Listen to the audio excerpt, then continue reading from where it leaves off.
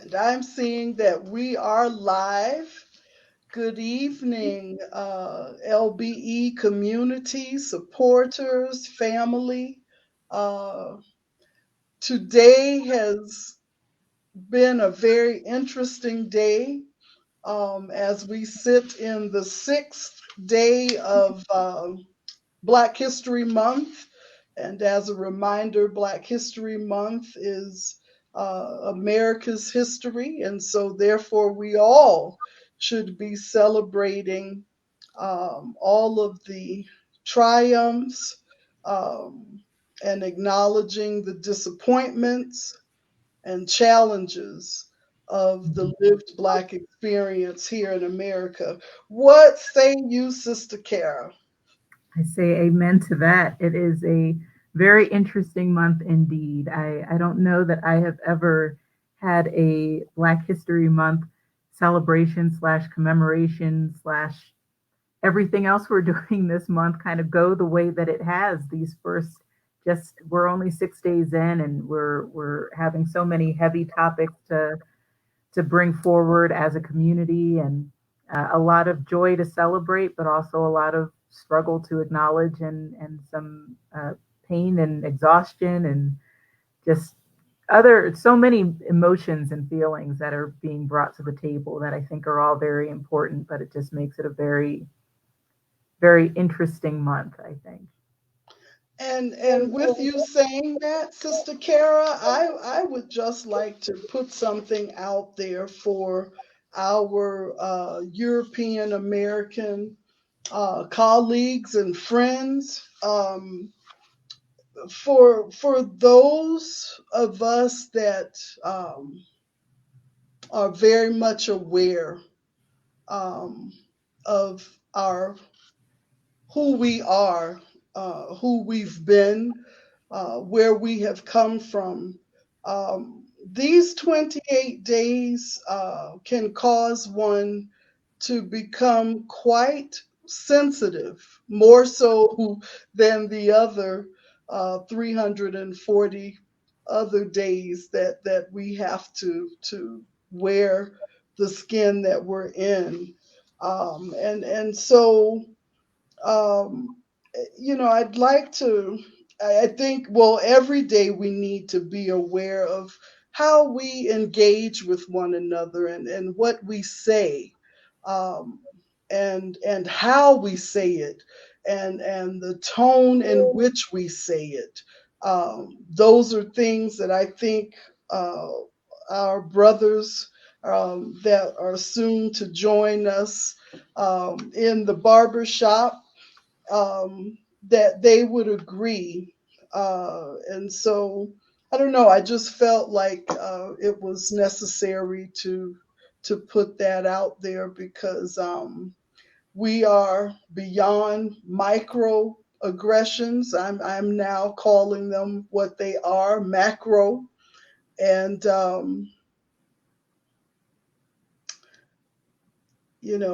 don't know if one feels the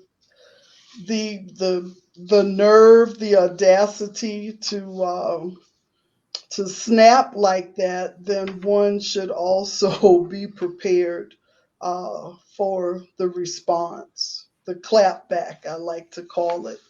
So, with that being said, let's bring three of my favorite kings into the barbershop, and I'm honored to share a space where many women, not that they are not welcomed, but in our culture, many women go to the beauty shop and not the barbershop. And so I'm one of those sisters. I go to the barber shop, and I'm always humbled to be privy to what the kings are thinking and how they are processing what is going on in the world today. And with that being said, Sister Kara, what are we talking about this evening? Yes, tonight we are having a timely conversation about the death and the beating of Tyre Nichols, who was dragged from his vehicle beaten by 5 or 6 police officers, denied care by several responding EMTs, and who subsequently died from his injuries.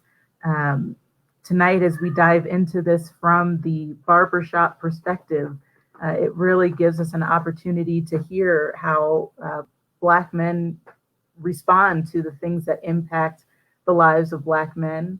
I think we often, we've spent so much of the narrative, importantly so, but focusing on the response of Tyre's mother and the joint sort of feminized response of his calling out for his mother was awaken the mother in all of us. But I think it's an important conversation for us to have tonight to hear how other fellow Black men are responding to this, and just some of the media coverage and all the different aspects that went into this tragedy. So I'm going to actually turn it over to our guests tonight to quickly introduce themselves, and then we will go ahead and launch right in. Dr. Tees, I'll start with you. Thank you. Good morning to my brothers that are here. My name is Dr. Martin Tees. I go by he, him, and his pronouns. I'm also a program manager here at Northern Arizona University, working with what we call the Meaningful Engagement Network. That is working on behalf of our students, trying to get positive opportunities and engaged in their activities just beyond education, so we get them to graduate. I'm also a University Diversity Fellow, native Arizonan, born and raised in Phoenix, Arizona. And so I'm glad to be here. Reverend Richard? Oh, you're still muted on my end, Reverend Richard. Sometimes I just like talking to myself. I'm the Reverend Gerald Richard Esquire. I am currently the pastor at Prince Chapel AME Church in Tucson, Arizona. I'm also a criminal defense attorney right now. I'm a former prosecutor for Maricopa County. I worked 21 years with the Phoenix Police Department as one of their executives, overseeing a lot of demonstrations and rallies in 21 years without one incident nor one arrest. And I'm really, really honored to be here tonight in order to be at the barbershop. Reverend Kennedy? Yeah, I'm Reverend Kennedy, Pastor Jeff. I'm the pastor of First Missionary Baptist Church in Flagstaff. I also host a morning news talk show Monday through Friday, 6 a.m. to 9 a.m.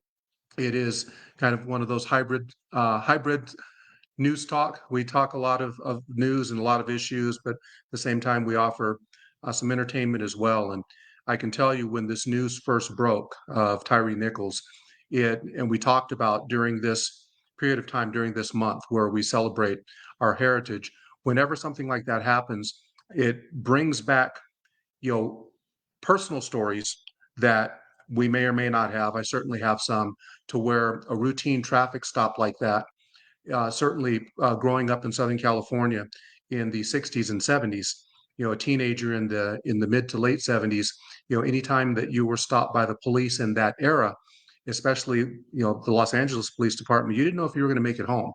And so it was easy to sympathize with that moment, with the fear and the panic that probably was part of what Mr. Nichols was going through at that time.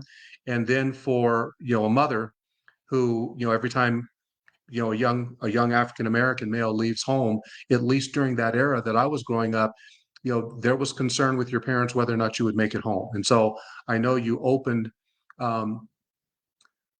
with that question, how do we identify with what happened? And I think it's really easy, if we put ourselves in the story, to relate to what that feeling and what that panic must have been like in the moments prior to the actual assault, during the assault, and then for the survivors who are also victims, his family and the other people that loved him, what they must be experiencing right now.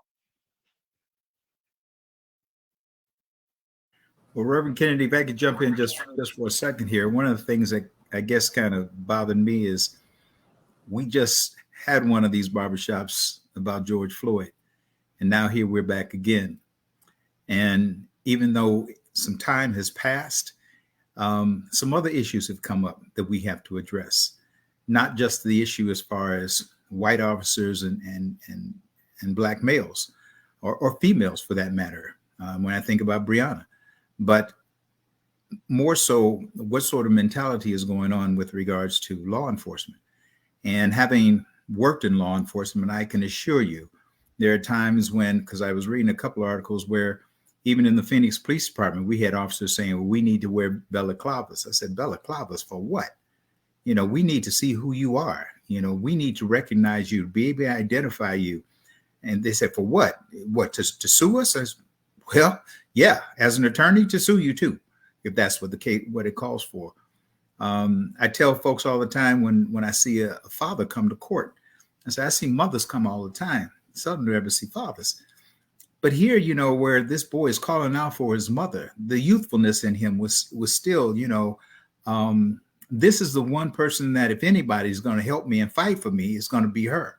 You know, this is one person who, if she says something, hopefully they'll stop long enough, as opposed to if it was my dad and just jump on him as well. And it's just heartbreaking. I can't tell you how many people I talked to, African Americans, who have said, I couldn't watch it. I saw George Floyd. I just couldn't watch this one. It was just too much. So these are some of the things that we need to really consider. And that is the mentality of those, especially in those specialized units, as far as interacting with our people and others as well. Because they're behind the badge. They think they can do anything they want to get away with qualified immunity. If I could jump in, let me just say, I think you asked the question of how did we resonate with this, and I didn't answer that.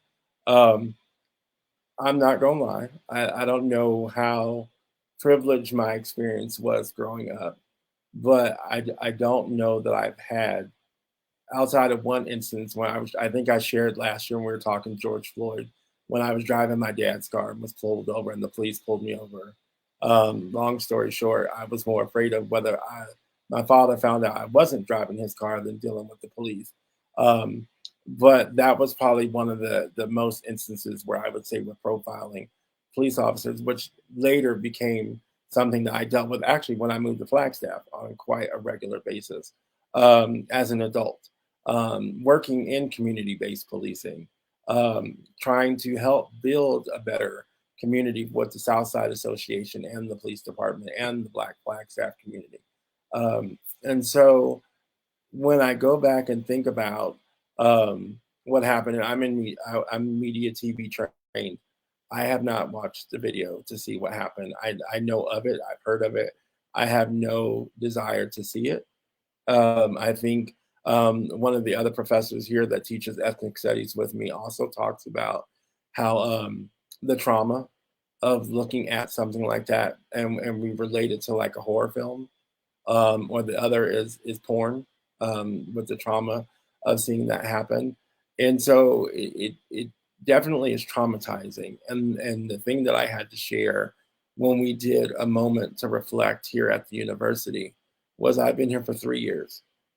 And of the 3 years that I've been here, we've been doing this every year. There's been someone Black, someone male, taken out by police, with questions on why, and now I think this one becomes a little more, for lack of a better word, troubling, because it was 5 brothers. It was 5 Black men who did this to another Black male. So I think there's a question, Reverend Richards, that I wonder if we can talk about. And I see my good brother Mel has jumped on. So, but I wonder if there's a question that we can talk about when it comes to the nature of policing and why I don't know that it matters one's identity. But it seems like this continues to happen to people of color, to Black men especially, but others, our sisters, LGBTQ, people of color, women, Hispanic, brown, Asian, all can catch this kind of violence as well. You know, Dr. T's, being the old dog here, I can tell you that you talked about the time when you were in South Phoenix or when you got stopped with your dad's car. Well, at Arizona State University, I learned quite well, don't mess with 10 PPD. I learned quite well, hands up, in order to respond to questions. I learned quite well when they got in your face and said, we could arrest you for grand larceny. And I never stolen anything. I wanted to go home. I wanted to go home and survive that stop. I think about when we were on the national level fighting for dealing with the overrepresentation of minority youth, not only as far as in the institutions, but just the contact alone and why. And we brought in media personnel from around the United States in order to talk about this issue. Are you told to put pictures of Black and brown people on television when it comes to a crime more so than whites? And they answered yes. They were just straight up, yes. That's what we are told from up above. So as a result, like when I saw television just the other day, and I'm like, I know that there are more than just that Black man and that Latino who committed a crime last night. So why aren't I seeing some of these others who I see in court that I represent? This is just something that I tell you is unnerving, because until we really deal with this issue as far as us, we're going to continue to be the scapegoat that they turn to look to. Why do you have to deploy more officers in Black communities? Some folks say, well, maybe it's because of economics. Maybe it's because in those communities, drugs are sold. Drugs are sold right in boardrooms. But you don't see that on television. Unless somebody kills their wife and their son and they're trying to get a lot of money and they're a big time attorney, you don't see them. So this bothers me to the core. And as far as, and you talked a little bit about community-based policing, that's something I was very much involved with the Phoenix Police Department, as far as reaching out to every community out there and sub-community that we had, in order to make sure that we had a relationship, that we were sitting down talking at the table. We really have to bring people to the table in order to take a look at the policies that are being written. Phoenix right now has asked for input on their use of force policies. Well, we can send in all kinds of ideas. Who's writing the policy? Who's reviewing the policy? And how are you teaching that policy to citizens? Because if they don't know what to expect, it's the same old thing when we see an officer roll up on us, that uncomfortable feeling that Reverend Kennedy was talking about. Can I survive the stop and get home to my mama tonight? You know, and to jump in there, and I just want to preface this by saying, you know, my father was in law enforcement. My older brother worked in Department of Corrections, and you know, one of the things that they would always say is, you know, don't end up in prison and don't end up with a boot upside your head. And you know, I didn't grow up, you know, in the hood, so to speak. You know, my parents did well; we were affluent, and yet the profiling was still a part of our everyday life. But I want to swing it the other way, because I genuinely believe, and like I said, I am pro law enforcement for this reason. I genuinely believe that most people get into that field because they have a genuine desire to protect and serve the community. And it is literally a few really bad apples that have soiled it for everyone. Now, if we go back the other way, what happens in these stops with African-American males or people of color or anyone who looks like there's a perceived threat because of their identity? You know, we have to address that issue also, because, you know, one of the things that we were always taught growing up, myself and my two brothers, and I mentioned this, get home safely to your family. Make sure, Reverend Richard, you talked about the hands up, the over compliance in the moment, because you knew that there was a significant risk to your well-being, that routine stop could go sour very quickly, especially if you appeared to be hostile, have a chip on your shoulder, non-compliant in any way. And so we were trained within our home to make sure that that didn't happen. Don't end up in jail. Don't end up in the hospital. Don't get your teeth knocked out if you can possibly avoid it. And so I really believe that that has to be part of the narrative also. That doesn't change the fact that we have a system that's flawed. It doesn't change the fact that there is a stigma with men of color that poses, for whatever reason, a greater threat to, an insecure part of the population that might be uniformed. We do have to address that. What is that stigma? Because we may not be able to do anything about it, but we can be mindful in the moment. And if there is a battle to be fought, we fight it in the courtrooms. We fight it through a legal system that may also be biased, but that way you at least ensure that you get to hug your kids at night. And I think that that's very important. We need to make sure that we are teaching our young men, our young people, hey, listen, there is a way to fight this system of bias that you're living under. And this isn't the way, and it's not on the street, and it's not in the moment. I concur with everything that you're saying. However, one of the things I want to stress, and that is, it is imperative that we are at the table with law enforcement, with those who make decisions, letting them know about whatever changes may be happening, whether we're going from froze to dreadlocks, from rhythm and blues to hip hop. And because if we don't, they will use that as one of the things of saying that they fear us. I'll give you a great example. I'm sitting in a room with over 50 individuals from law enforcement who are all talking about gangs at every level, from the local level all the way up to the feds. I had an individual who said, gangs are popping up at Arizona State University. And I looked at him and I said to myself, I know where this is going. He says, we got the Crips and we definitely see the Bloods, but then there's some others showing up. I said, well, let me see. I said, excuse me for a second. I said, those Crips, I said, are they wearing colors blue and white? He said, yeah. He said, which is a little strange. I said, and the Bloods, they're wearing red and white? He said, yeah, we haven't figured out why they're wearing white. I said, do you have one that's wearing purple and gold? I mean, like, they're Grape Street out of Cali. He said, yeah. I said, and then there's another one that you can't read who's wearing black and gold. He said, yeah. I said, I belong to that one. And those are national and international organizations. And you just cannot just go take for granted because you see some colors on individuals who are getting a college education that they belong to a gang.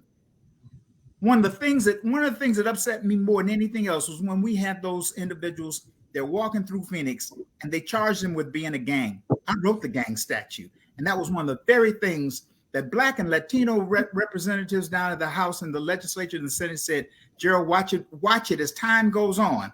They're going to turn that thing around and they're going to figure out ways to use it against us.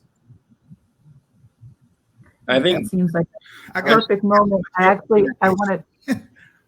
want to make sure we welcome Brother Melvin Hall to the conversation tonight. And I think what you were just saying, Reverend Richard, might be a great moment to bring that in as he's here and representing our brothers with Phi Beta Sigma. So welcome, Mr. Hall. Hey, thank you. It's a pleasure. I'm looking for the exit because I know some of the things I'm saying or about to say are going to get me run out of the barbershop or chased. So I'm looking for the exit door. That's why I'm looking behind me. So, but I'm happy to be here. It's always important to have these conversations because conversations lead to action. So thank you for allowing me to be here and take part of this.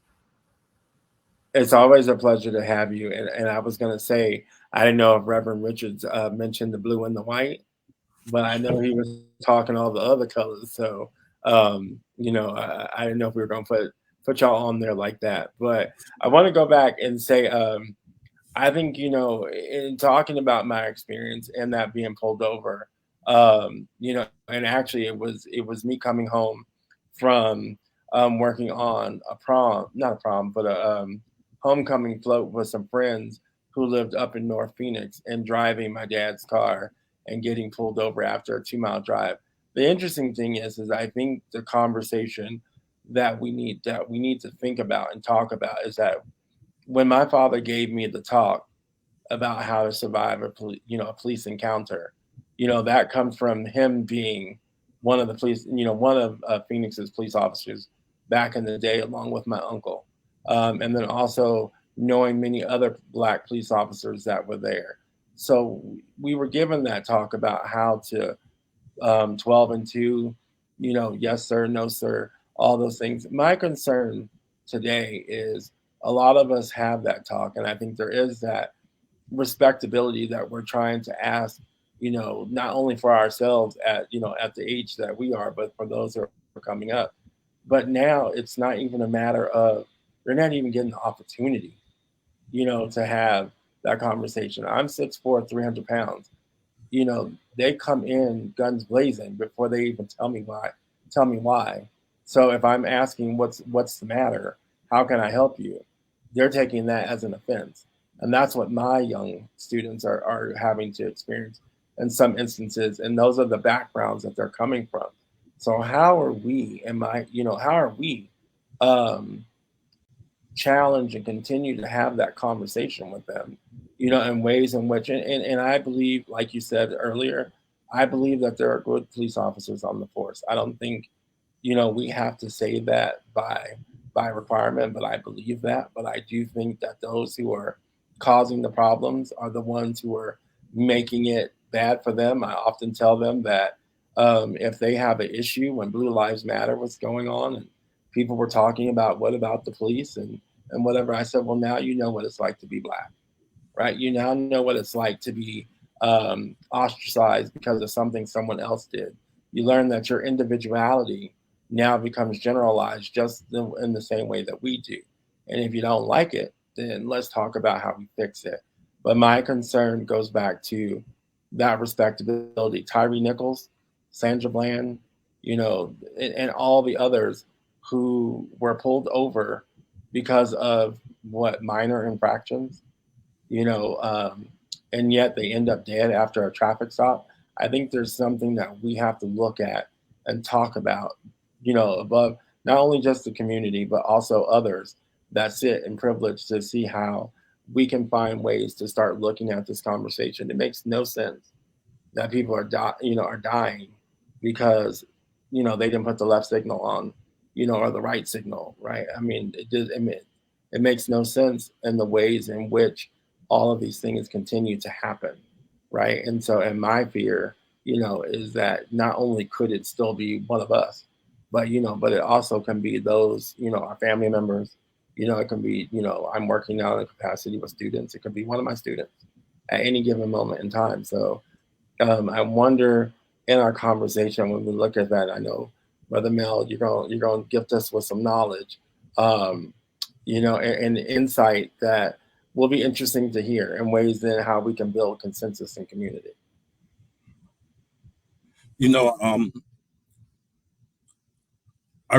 I really believe everything has to start with the foundation. And, unfortunately, we're under the misnomer or the false idea that the police are actually here to protect and serve the communities. And that's not actually what they're here for. They're actually as a revenue generating mechanism of our local and state governments. That's what they're here to do, generate revenue, i.e. the term policing, from policy, from statutes. We have to get people to understand that. When you understand that, then you're not expecting them to do certain things that don't fall within their job descriptions. More importantly, we have to take full responsibility for protecting ourselves and our communities. It has to go back to the grassroots initiative. Anytime that you entrust your protection or trust to an entity higher than yourself, God, or your family, then you're rolling the dice in areas that it's not meant to be. I mean, it's a sad situation, but people are going to die every day at the hands of the police. Things just happen. You just have to look at the situational or the causes behind it. Sandra Bland, definitely sad. When we look at Tyre, this was something much bigger than just some rogue cops. This was actually love interest. There's actually parameters to this story that the public aren't talking about, just to frame the narrative like this is an instance of some cops that wanted to pull a Rodney King when it wasn't. It was a cop that was jilted, had a love story gone sour, and he was able to convince his buddies to join in, and it ended in this man losing his life. So the way we tell the stories and frame the narratives are important, and making sure we don't clump everything in together. And then we also have to look at who's pushing these narratives, because I see more white people upset that Tyre has lost his life and so forth than people of color, because we know he was arrested. Those men were fired, arrested, and will face criminal charges in the hands of the law quickly. Now, we could argue they're going to face it quicker than other people of white or non-black officers have in the past. However, the action has been handled. So, I think we really have to be careful of the narratives we're pushing, and we really have to get back to a grassroots initiative. Tell our young kings and queens that, yes, be respectful. Yes, you want to do all that 10 and 2, but you want to know your rights, because it doesn't matter if it's a good cop, bad cop, happy cop, sad cop. If they want to take your life, they're going to take your life. And we've had too many instances of people, officer, here's my hands, the gun's in the glove compartment, I've got the piece on my side, and pow, pow, pow. So it's not really a matter of conversation. We've got to take control. We've got to get back to policing ourselves, and we've got to take this out of the government's control. Because anytime you leave, the government doesn't know what's best for the Black community. We do. I'm sorry if I went all over the place with their Brother T. I was just playing catch up. Hey, I think that there's, if you don't mind, I think there's tremendous value in what you're saying, and the fact that we have to change the narrative. Let's apply that practically in the next stop. It's your son, it's your nephew, it's, because we can talk about, what we mentioned, compliance, hands up, all of those things. You could still end up dead. Okay, you're right about that.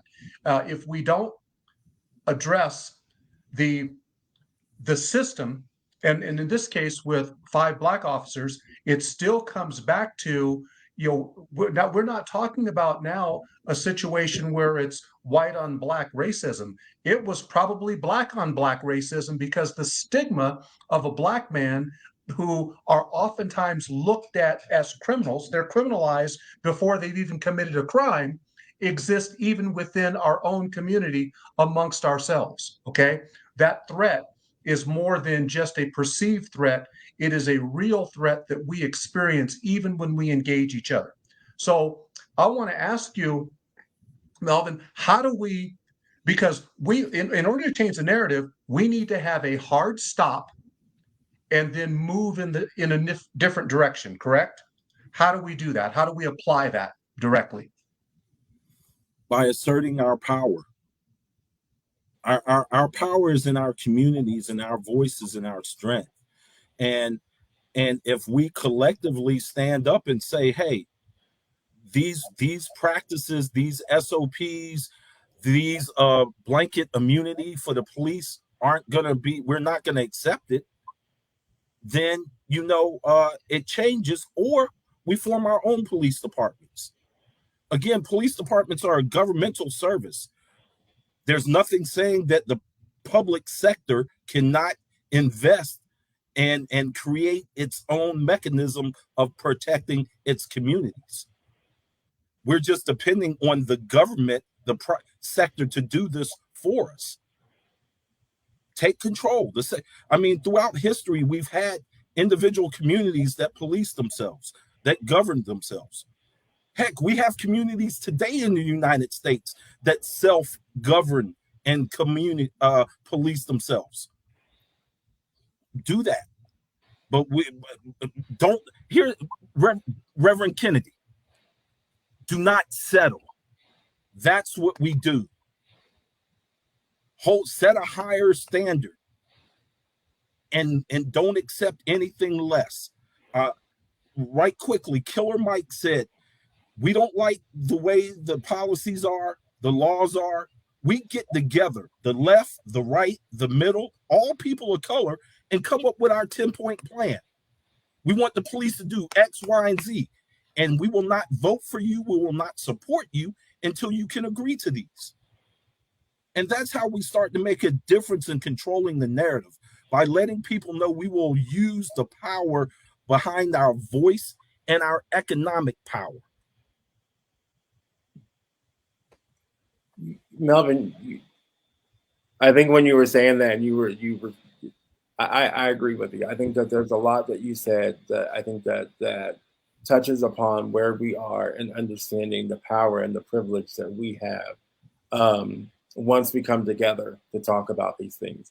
Once we come together to get in the way, as Deb Harris, who is here in Flagstaff and now a councilwoman, used to say. I think there's a ways in which we need to think about that. And I think Reverend Kennedy, it comes back to yours and Reverend Richard's question, or talking about the conversation. Someone put in the chat and they had a question about the talk, and the talk that I guess I'm hoping that we as all have had in regards to this matter. And the question was, do white kids, do white families give their children the same talk? And I don't know that any that I grew up with did. I do know those who probably come from poor social economic backgrounds, or who have been around other, students of color, primarily Black students, may have heard snippets of what that conversation is. But I think they still understand that there's a difference in the way in which they're treated.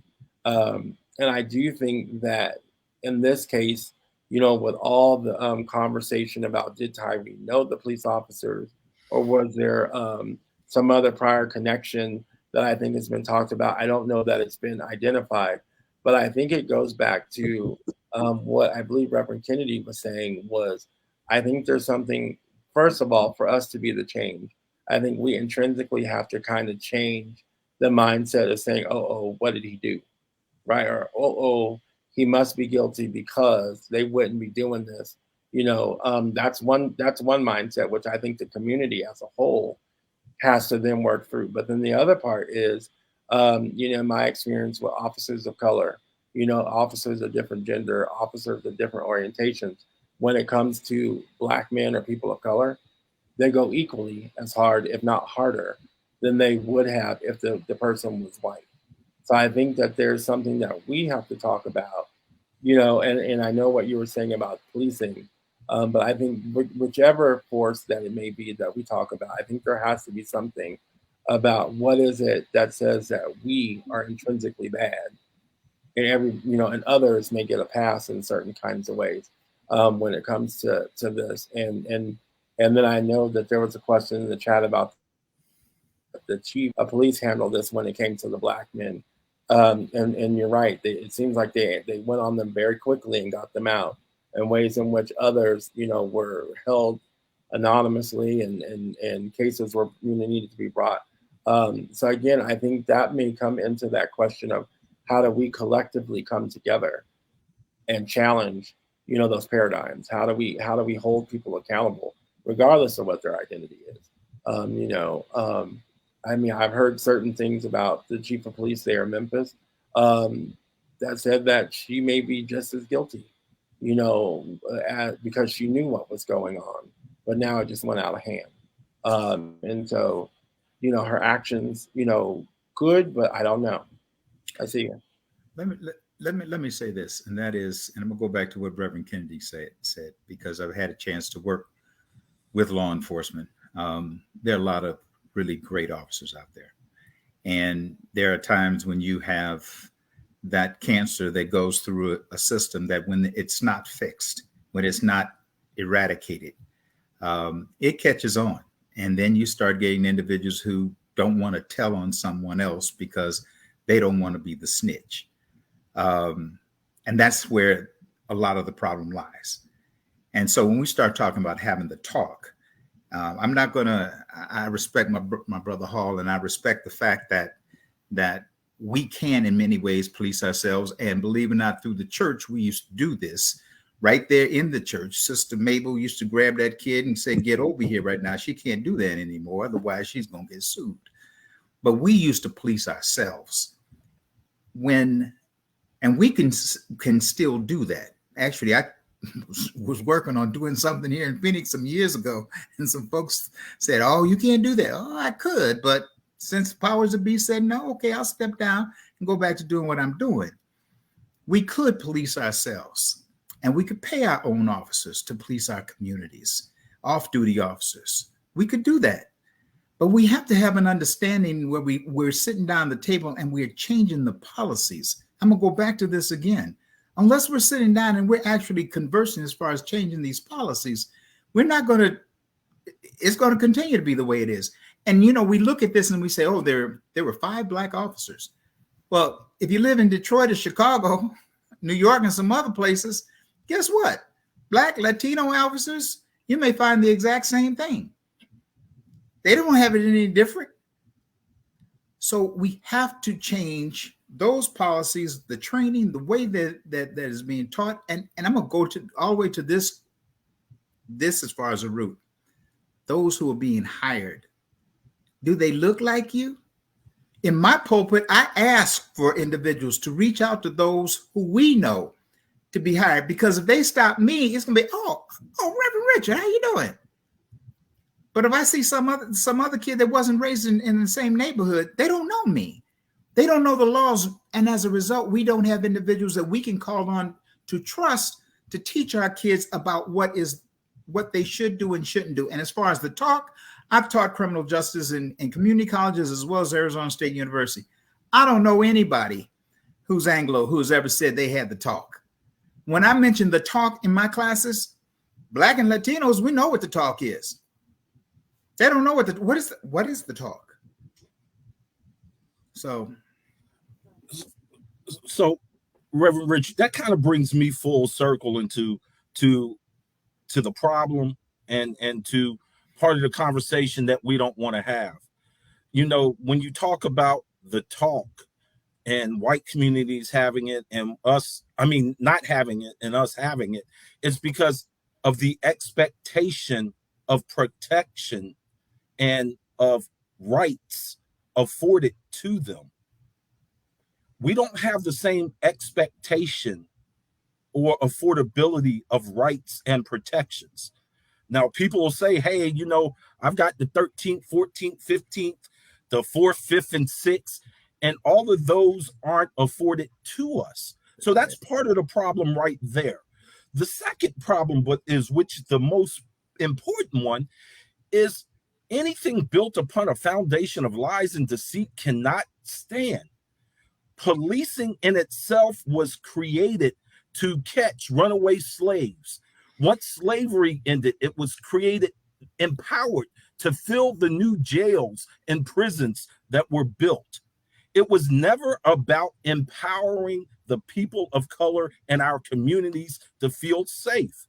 It was all about generating revenue, replacing the cotton field with the prison farm, changing slaves from the slave master to the state. And you cannot, no matter what we do, you can't fix that. You have to tear it down. And I'll go back to things you said. You mentioned cops don't want to snitch on other cops. That's gang talk. That's criminal talk. So when we have gang and criminal activity and gangsters and criminals in those very institutions, it doesn't matter how many good people you put in. One of my best homies is an OG from Emerald Hills in San Diego. He was the highest non-commissioned officer in the Army. And to this day, he still reps his blood colors. You know what I'm saying? He still reps them to this day. Can't take it out of his mentality.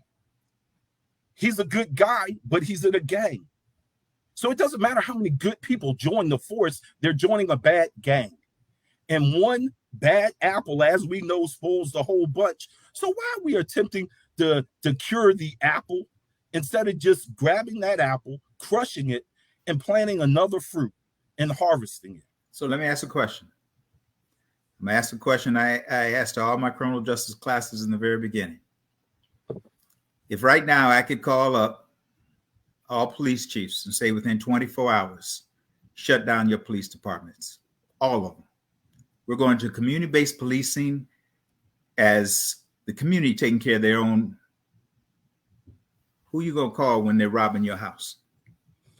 I'm not calling them. I'm calling my 357 that I have under the Second Amendment to protect myself. You got one. You got one 357. Hold on. And then if I have another problem with more, I have my neighbors who I've developed relationships with and who are armed. So that's where that's the whole intention of the Second Amendment, to police and protect ourselves, not to depend. Because here's the thing, I can call that 911 right now, and if they determine I'm black, oh, I ain't going there. Oh, you stay in South Phoenix, oh, I ain't going there. Oh, that's a heavy crime area. Oh, my life's in danger. I'm gonna wait till I get some backup. So all the things you're saying are valid. However, we have the proof and the empirical data that says that that's not applicable to every community, every situation. And that's exactly right what you're saying. It's not applicable. They're just the examples that you gave to every community, except when you find that the police department has reached a level of depolicing. And we have seen that in the past. Now, when we had 181,000 officers that were allowed to go out and work in the community under President Clinton, crime dropped. You had individuals that are right there that could be there within a matter of minutes. And now you don't have that anymore. You don't have individuals who want to put their life on the line anymore because they feel as though as soon as they put that uniform on, as soon as they put that badge on, they've already gone ahead and put a target on their back to get shot. Yeah. I think we have to be very careful with exchanging this organized corruption which exists on so many departments to just a complete lawlessness if we don't have any strategic, organized enforcement of the laws of our community and of our cities, our states, our federal government. We have to have that. Okay. Now, that said, we do have to address the corruption in each of these departments. We have to hold people accountable. We have to shine a light on it whenever we can. And to your point, Reverend Richard, there's always going to be that group of people that are unwilling to be the snitch, so to speak. But I believe this. I think for every coward that's born, there's a hero born every minute as well. And I think if good people will stand up and do the right thing enough times, then we can make a difference. And I'm not willing to accept just a lawless society because we have corruption within our departments. I think that we need to root the corruption out. We need to dig it out like it's a zit. We need to shine the light on it. We need to prosecute it. We need to be very, very strategic in how we approach it.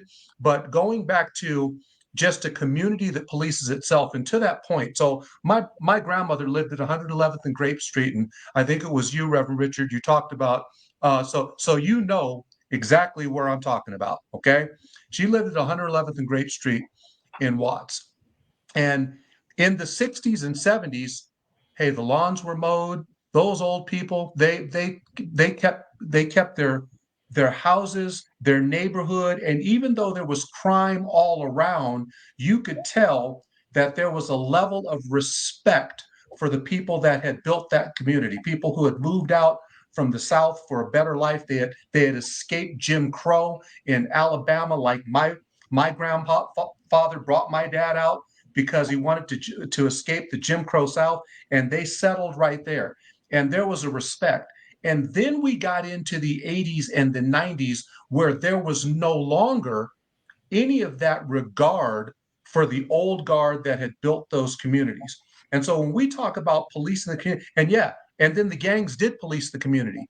And you know what? I drove through there one day in about 1992, and it looked like Beirut. okay, with blown out windows. And I was like, wow, what happened to grandma's house that was so pristine just 15 or 20 years ago? Because there was no structure. There was no policing of the community. There was a policing of the community under gang flags, under violence, under oppression, under tyranny, just like if we were oppressed by the man, so to speak, only worse because it was our own young brothers. And there was no longer a regard for the people who had built and shaped that community. And so as much as I appreciate our right to bear arms and police our community, hey, listen, I police my house, and my neighbors, if they're in trouble, they can come here and I will rally with them to protect my community.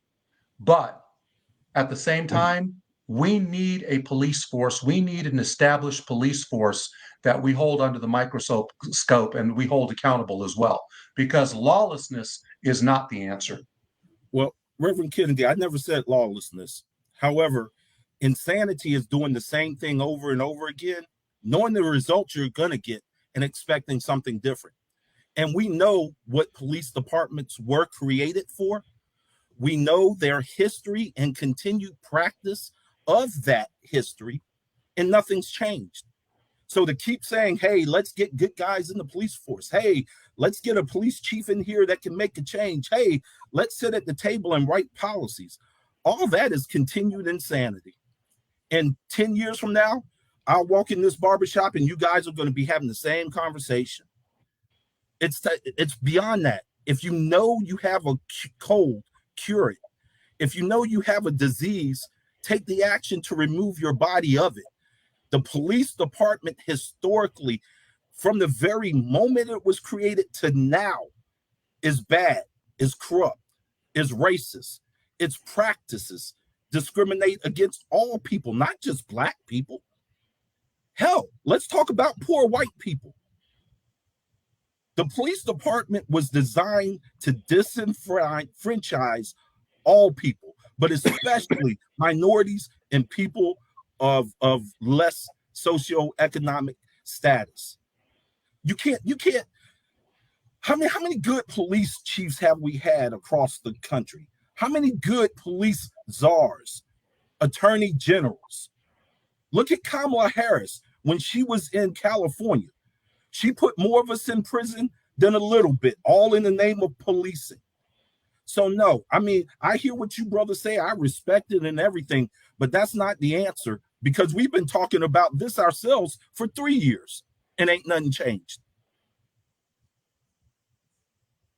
So we've got to stop that narrative, and we've got to go back. Our society and our neighborhoods were better off when we controlled everything, from the hospitals to the schools to the police departments. Police departments, Reverend Kennedy, they were of color though, and we hired them. We decided how many, what they would do, and we were a lot better off. So that's what I'm saying. I don't want lawlessness. I want law and order, but it's got to be by us and for us. That's the only way it'll work for us. You know, I hear you, and if I can jump in, I'm one. I think it's a thing for me, Melvin, that there's still that hope, you know, and I hear you, you know, and maybe it's just the way that I was raised, maybe it's the people that I'm related to, and the conversations that we've had. But I agree with you. I think there's a yin and there's a yang, and I think there's that part of where we have to look at what can community do for itself, you know, but then also what can we ask others to do for us in those organizations and the structures that have come before us. And I think about when this happened, I had a conversation with my mother, and we were talking about my Uncle Frank and my dad, who were police officers back in the day. And they were police officers for the Black community, you know, that was in Phoenix.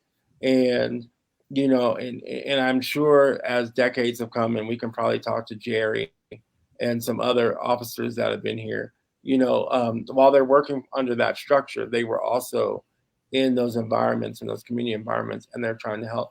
So, and you mentioned Kamala Harris. you know, and you know, her prosecutions of us were because there were those of us that did crime. And they weren't just crimes, you know, that were pulled out of the air. They were crimes against, and you know, against Black folks or against other folks. And so my concern when we're having these conversations about whether we, you know, whether we defund the police department, whether we reform the police department, or whether we even go back to that community-based initiative that we had right here in Flagstaff, which was to get, you know, the community engaged and involved in such a way that not only did they quote unquote police themselves, but they worked and knew the officers who were coming into their area. So we could help quiet and try to squash those concerns.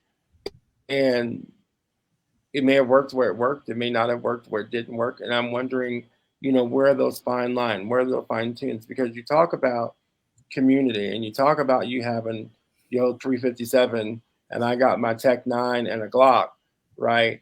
But the question becomes, what happens when I shoot the wrong person who was just coming by? Am I gonna still have the support of you and Brother Kennedy and Brother Richards?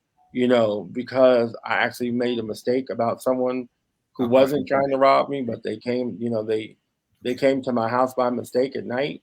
Or what about, you know, if there was that case where somebody was coming to rob me and I needed y'all support, you know, who's gonna be there to help raise up arms, or am I gonna be there shooting it out by myself? So I think that, you know, I hear you and I hear that conversation. And I think there's, you know, as they say, there's one side, there's the other side, and somewhere lies the truth in the middle. And I'm wondering how we can take all of this and start really blending it into something that really works for us so we can stop this.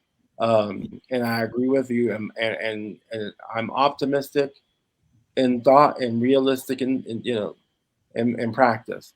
And like I said, I've been here for 3 years, and this is a conversation that we continue to have over and over and over. So I'm wondering how we blend and marry the two so we can start possibly seeing something different. You know, one of the things that I'm going to say, and I know we're getting close to the end of time, and that is, it's like life. It's a cycle. And just because we get to a certain point where we say, okay, everything's fine, because I kid you not, for 2 decades, I worked my butt off to do my best to make the Phoenix Police Department one of the best organizations it could possibly be. But then there's a cycle, and you have to go back and start all over again. You got to teach the new officers all over again, because you're going to get those power-hungry individuals that come in there. It was interesting because Brother Hall mentioned, he said, you know, give me some names of some Black police chiefs. I can give you Jerry Oliver. I can give you Harold Hurt. I'll give you Jerry Williams, those that have been in there in order to try to do their best to make a difference. And you know something, our community in a heartbeat, just like any other community, Jewish community, Latino community, you name it, when they know that they're at that top level, they get on the phone and call them as soon as they possibly can when they have a problem, because they don't necessarily feel as though they're going to get the reaction they need from the officer on the street, because they don't have the juice.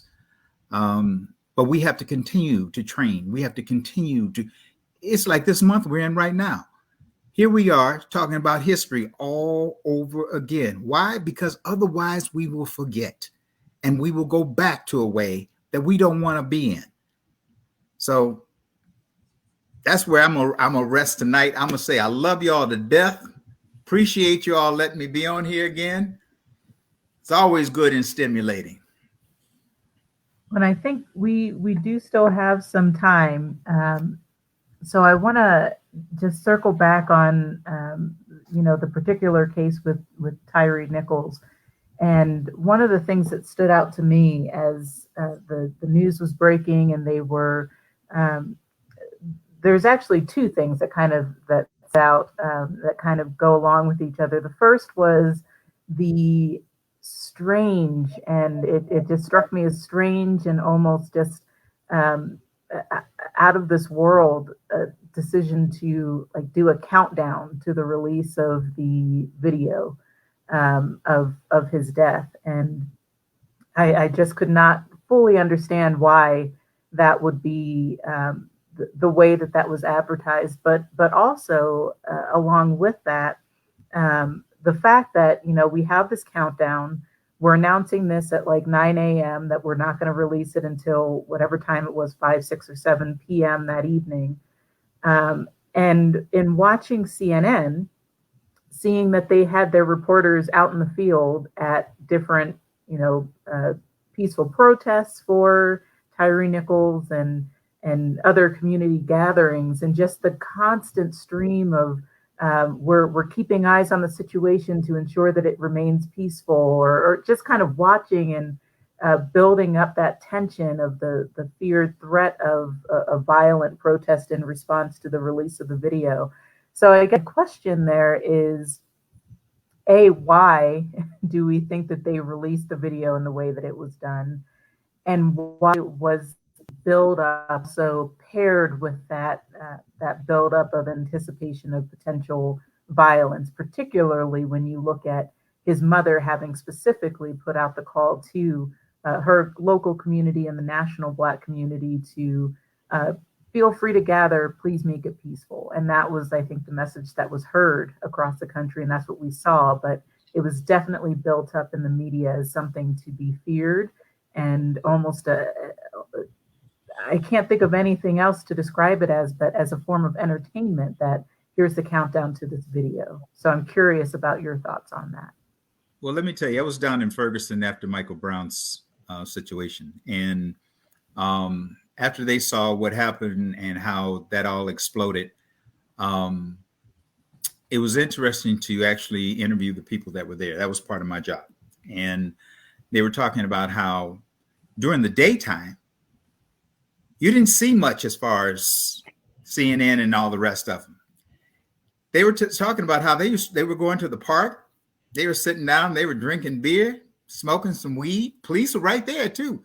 And they said it was just everybody getting together and talking and then come 4:30, local folks said, let's get the heck out of here, because here come the folks who are going to tear this place up. And they were right. And let's go a year later when Andre Anderson, who is the executive assistant chief over at Tempe Police Department now, when he went down. And one of the things he did when he got down there as the interim was he went to the barber shops and he went to the grocery stores and he got to know the people and he sat down and talked with them. And so what they did a year later was they were waiting to see whether or not this thing was going to explode again. Friday night, nothing. Saturday night, nothing. And I will never forget, because I happened to turn television on Sunday night, and lo and behold, one individual fired a shot, and they were saying, "Oh, it's broken out again." And he was standing on television. He said, "No, it's not. We're going to stop that right now," because he had set it up in such a way whereby everybody knew that he was in charge, and this was going to be a safe environment. And see, this is where the media will help as far as, oh, we're going to angst this up as much as we possibly can. And then when nothing happens, it's like, well, maybe they did listen to his mother. Michael Brown's mother asked for peace. George Floyd's folks asked for peace. Everybody who has died has asked for peace. So who is it that's coming in? And that's why I think that the media, there was one who said, they said they played this one right. They went ahead and released it after they got indictments on the 5 officers, so that there wasn't this feeling of, you know, no justice, no peace. Why aren't they arrested? Why aren't you releasing everything? Everything was out there. There was nothing to argue about except to go ahead and to vent your frustration with having to be out here again. And I think I'll build on that. And I think that there's a way of trying to manage expectations. And so, I mean, it was disturbing that this seemed kind of like, you know, a film premiere. You know, get your tickets, buy, you know, get your popcorn, get ready, because this is about to come out. But I also think that one of the reasons, based upon where we are at this moment in time with Twitter and social media and all the activists and all the ways in which we're getting information out there, you know, I think it was almost a way to say, we know it's bad, you know, and I think by way of information, I think they knew it was bad. and whether this time it was going to be different because it was five black officers at the start. I think it's probably more as the days have gone longer. So I'm wondering, in that aspect of it was how can we manage expectation, but then also at the same time, I think the response, with it being the parents and the family, asking for peace and calls for peace, and I think, like you said, Rev, the fact that most of those officers were already either fired or they're already in a process. I wonder how that just came to a point to where what they did was uncalled for, right? And what they were looking for, I don't know if we just collectively are numb and couldn't give it to them. I don't know.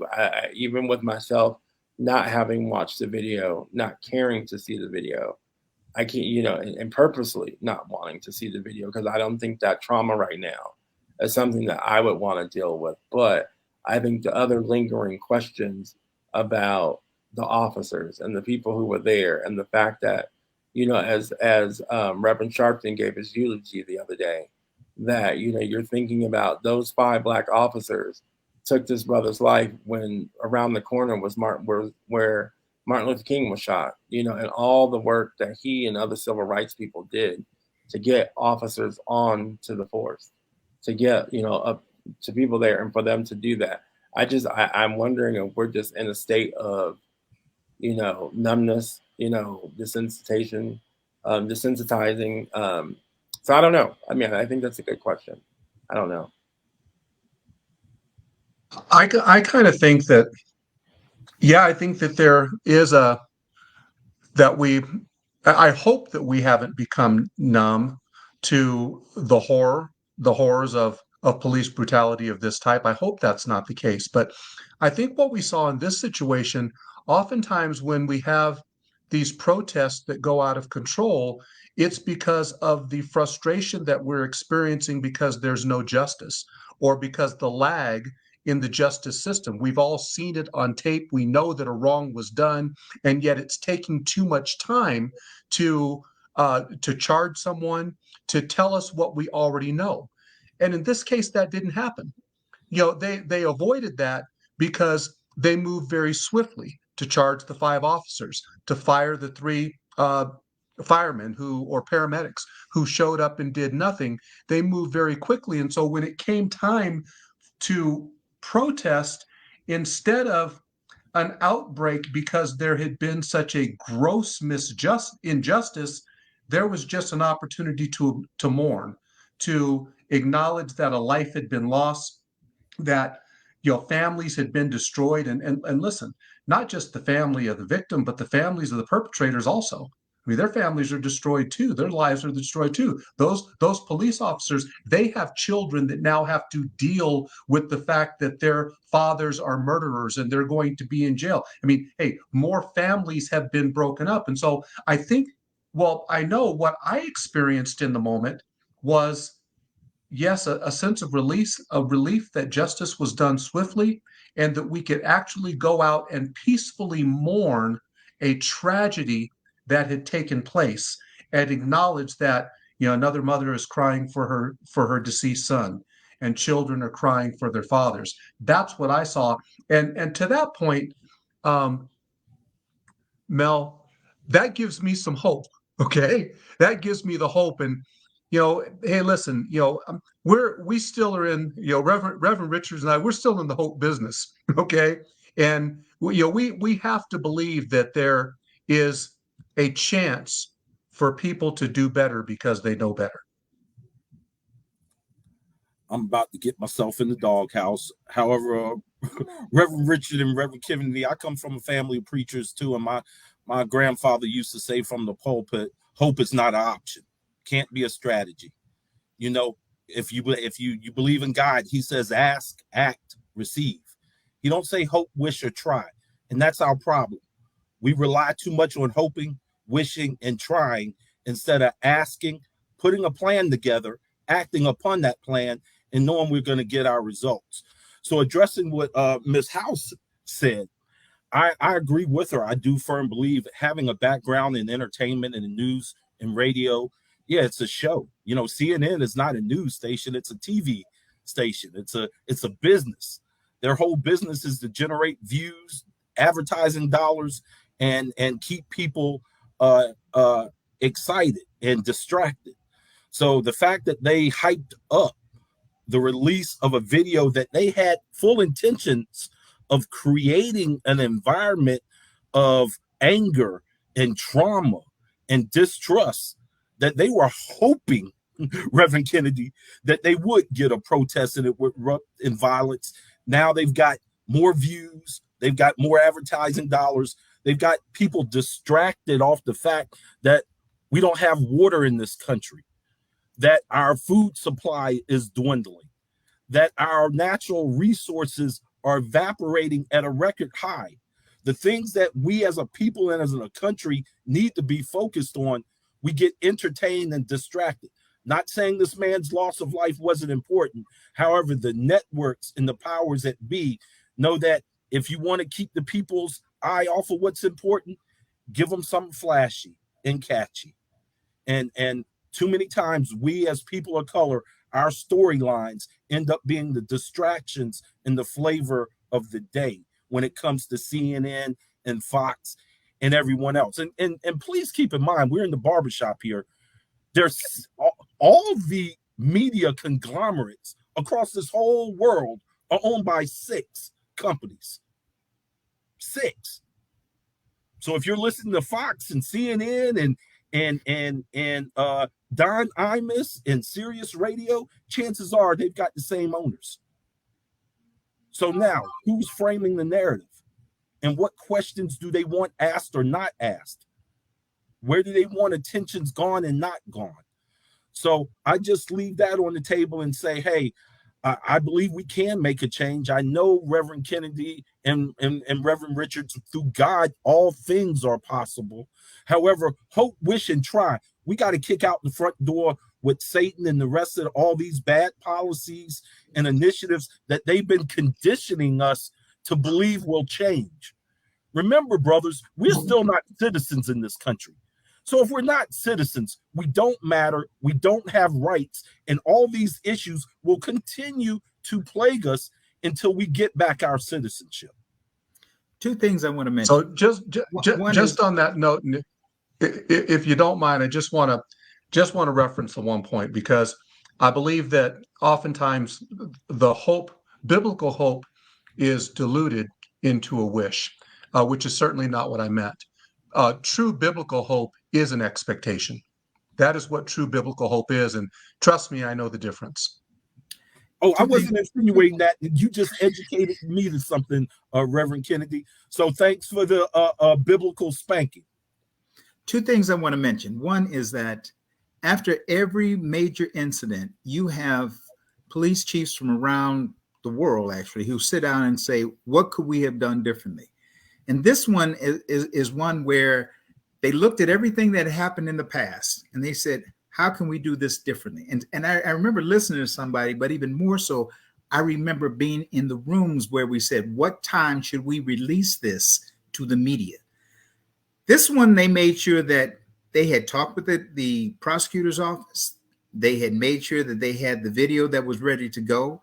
They had made sure that they had fired the officers, because if they had fired the officers and hadn't indicted the officers, there was going to be there. That was enough for another fuel. They had indicted the officers. What more was there to fight for? But I'm going to tell you something that Brother Hall brought up,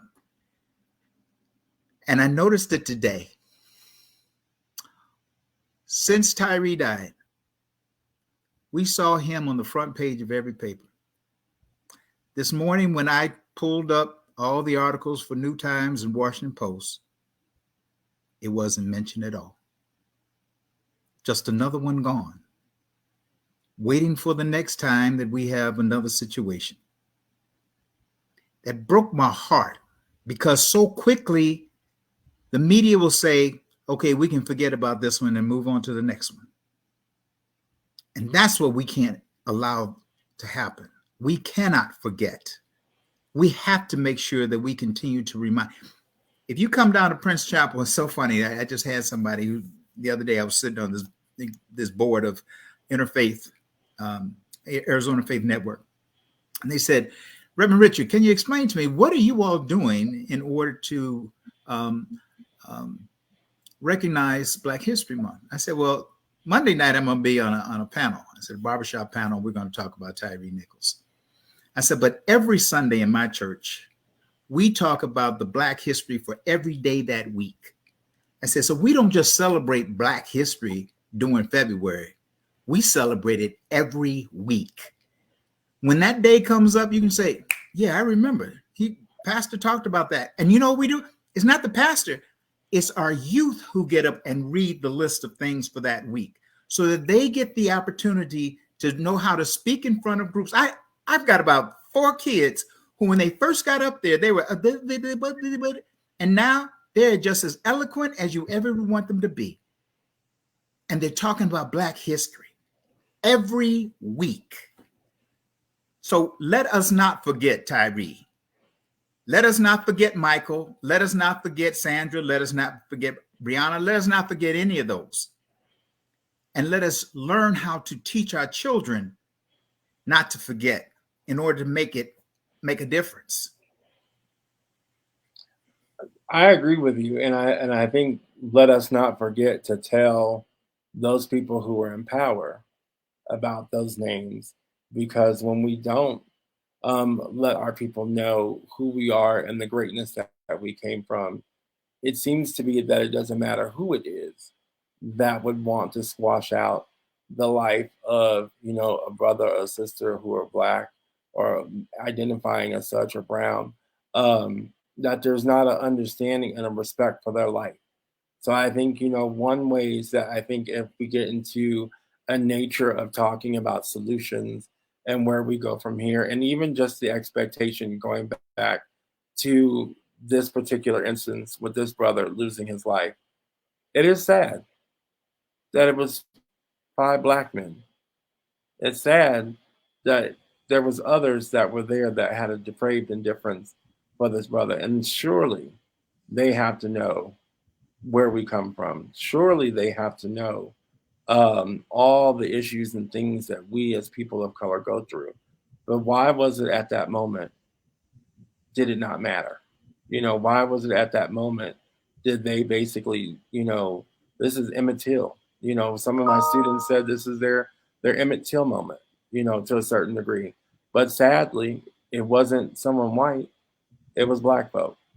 So I'm wondering, as I close out, and wonder, when you think that this is, we're Black History Month, and definitely it's more than just the 28 days that we've been given. It's 365, or however many weeks in which we do what we do. But if we take a moment out to go back and remember, all those who came before us, all those who were doing stuff for us now, to recognize who we are as a people, what not only our hopes are, and that wish and as what you were saying, Mel, but then also the hope as Reverend Kennedy told you about, which I believe for me has always been, you ask for what you want, right?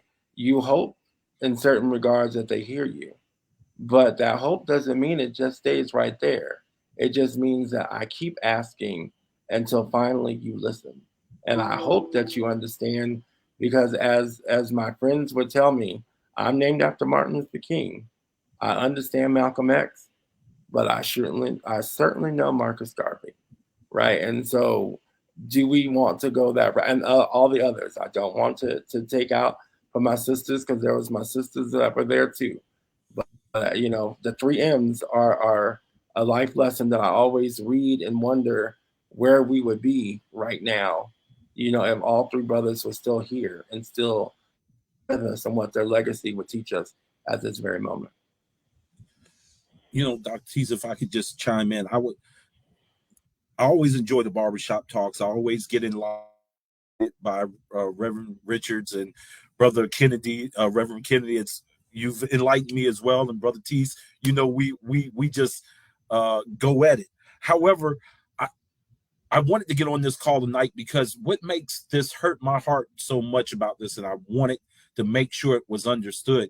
3 of these officers, were members of the Greek community, and that to go on the news and hear pundits and blogsters talking about this and casting a stain on that organization and what it's accomplished in over 100 years and tying that to 3 individuals is another conversation. We in the community, we're so quick to pile upon each other and to trash each other out. And going all the way back to what Martin and Malcolm and Marcus, however, to your collective points, I really believe I was watching the Revolt Forum, and as Killer Mike and Candace Owens and all these dichotomies, different dichotomies of our collective communities were talking, we really need to forget about whatever master we subscribe to and collectively come together and put these plans and points into play, like you said, Reverend Richard and Reverend Kennedy, so we can move forward. And I believe that's where our next steps have to be. We have to collectively come to the table, write that policy, go to the powers that be, get it in place so we don't repeat this history.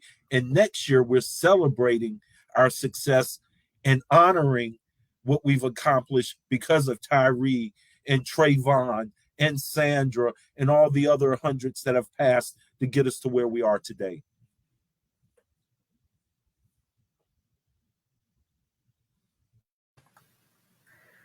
Well, we are almost at the end of time, but I want to make sure that there is ample opportunity if there are any final thoughts that anyone has to share. One last thing that I'll share, and I know I am a humble guest here at the barbershop. This is not the table that I necessarily belong at, but I thank you all for letting me share this space with you.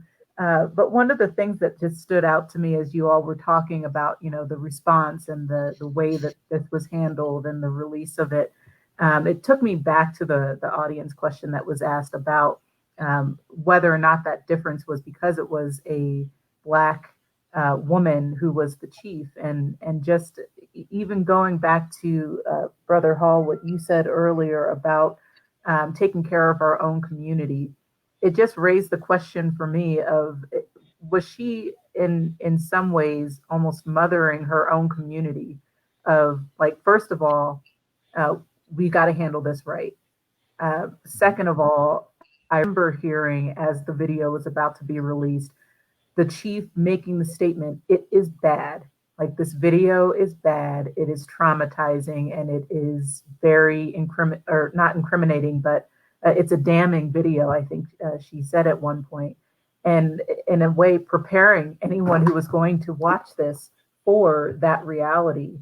But also just the way and the speed at which this was handled seemed very unique for, again, that potential of taking care of our own community and making sure that those needs were met. So that's just a thought that I'm carrying out of this conversation. But that's all I'm going to say. And I open it up for any of you to share your final thoughts. And I want to close with that. I want to piggyback on that, Kara, because one of the things that we discussed was the need to be able to police our own community. And as tragic as this was, I believe just the police chief moving so swiftly, making a decision and doing the right thing within this whole horrible tragedy that we've all experienced. We also saw an example of Black excellence demonstrated. And to your point about policing, what an example that was given to how the system can work. Okay, the system can work. Justice can be swift. Justice can be served. People can mourn peaceably. So with all of this, I think that we saw the first shining example of maybe what we've been talking about. And again, that comes back to, you know what? We can do better. And we have done better in this situation. And hopefully that's a sign of things to come. I don't want to be that person. I think maybe I'm going to take on Brother Hall as we close out, but maybe we need to have a part 2. And while I hear everything that you've asked, Kara, and everything that you've responded to, Reverend Kennedy, I think my part 2 of the question is, Why is it always us leading the way? Why is it us having to police ourselves in such a way that just system of justice happened so swiftly in ways that it did not happen possibly for others? I think we asked the question about the police, the chief of police there. And while I appreciate everything that she did, I'm also wondering, what does she know? And so how come it happened the way that it happened? And was it one of those that you just could not sweep it underneath the rug because of the actions and how bad that it was? So I will give her props because of what I don't know, but I'm wondering and I'm fearing and this is where it goes back to hope. We don't find anything else out other than this was just a bad incident that happened that had to be handled in the way that it was. But my concern is there's probably more information there, that this may not have been the worst. This may have been worse as far as outcome, but this might be the way that, procedure has gone for quite some time there. But I will leave it there. And hopefully there's a part two.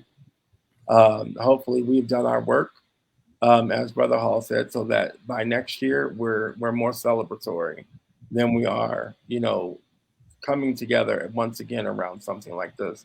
And if I can just say that if we can always, say their names and don't forget, so we can make some better progress, I think that's the way for us to go. Brother Hall, I'm going to give you a little bit of fuel on my last one. All right. And this is going to sound like a curveball, but it's the difference between the title Reverend and that of Esquire. A police chief has learned that you can fire an individual, but they can get their job back. And that's the worst individual you want to get their job back. So everything was done strategically, the right time, in the right manner, in order to maintain peace. But for the next time we come together, what if they're acquitted and they get their jobs back? Then what? Reverend Richards, I think that's a great second question. I just want to piggyback off of Brother Teese and his response to Miss House. You also have to weigh in. Why did you had a female police chief seize the moment, nurture the community, protect her constituents, and do the right thing. All the things that a Black woman and mother does in her role for the community. My question is, why, and Ms. House, I'm going to get in trouble here, why was that given to the Black woman and not the Black man to lead that role? Not the police chief, but the message of protecting, securing, and making sure our community was straight, i.e., in the form of a religious leader or someone. I think strategically, I acknowledge what she did. I'm glad she did it, but everything is done for a reason. And the matter that we haven't heard from the police unions, we haven't heard from certain segments that always rep blue, the thin blue line in this, I'm tending to think that there's more to this than we know, and it's going to come out. However, I applaud her for doing the right thing. I just find it's kind of unique that the stance, the message, and the role she was able to display pacifies, identifies, and solidifies and unites the Black community.